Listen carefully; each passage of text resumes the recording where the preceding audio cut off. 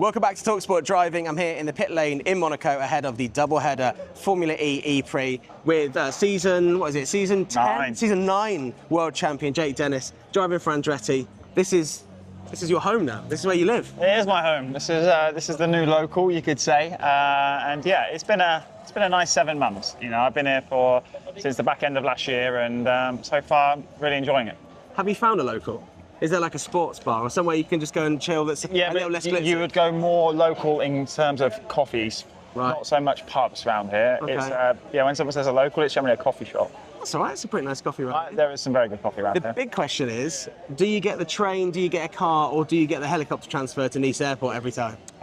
Transfer, to be honest. I have done the helicopter, but it ends up being around about the same amount of time. Right. Unless it's an F1 weekend, but yeah, with all the shuttle to the helicopter pad and then all that, it's...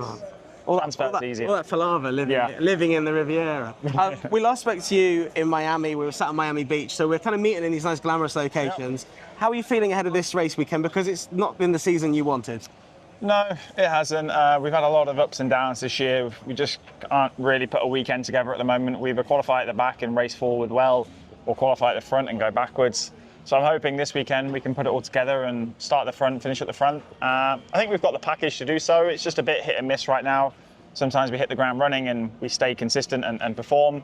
Other times, if we're not quite on it in FP1, it's very difficult for us to turn it around and find that performance. So I'm just hoping that this weekend we can arrive in FP1 quick.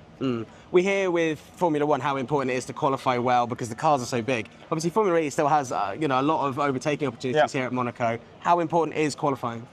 I'd say it's probably like the third highest on the calendar this year, just because the energy allowance, what they've given us, is quite a lot. So the racing itself will be quite quick, which generally produces less overtaking, especially on the pit boost race. There we obviously get given a lot more energy.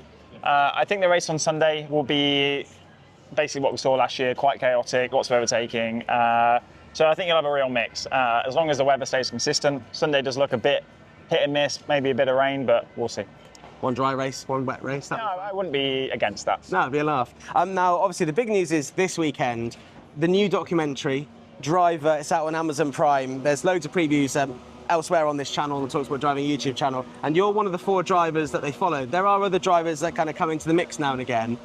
How do you feel like watching yourself on, I know you can watch yourself, racing, but now you're watching yourself in a kind of, I don't know, it's like a lifestyle thing, isn't it? You've got your partner, you've got your dog, it's like... It's a real nice combination of obviously getting the motorsport side, but then also putting ourselves across of what we're actually like in normal life. They don't just film every single race, they really get behind the scenes, and I think that's good for someone of the fans to see what else we do apart from driving race cars, because that's all we really post on social media, so it's a real good, insightful thing. It's been filmed well. It's obviously 4 episodes between 4 drivers, and you can catch it on Amazon Prime now and see what you think of it. Follows you as well as Antonio Felix Costa, Dan Ticktum and Mitch Evans. Obviously, you're in one garage, you're in the Andretti garage. What did you learn from watching that documentary, if anything? I mean, you might know this stuff, but that you maybe didn't know at the time, because it does go really in depth, especially the sort of the last race situation with Jaguar, with Mitch and Nick, where they came into the greatest chance to win the championship and ended up neither of them winning. Yeah, I mean, I think all of us actually wanted the bit of gossip of how that final race went down in London behind closed doors at Jaguar, and the documentary manages to capture that, so it answered a few questions.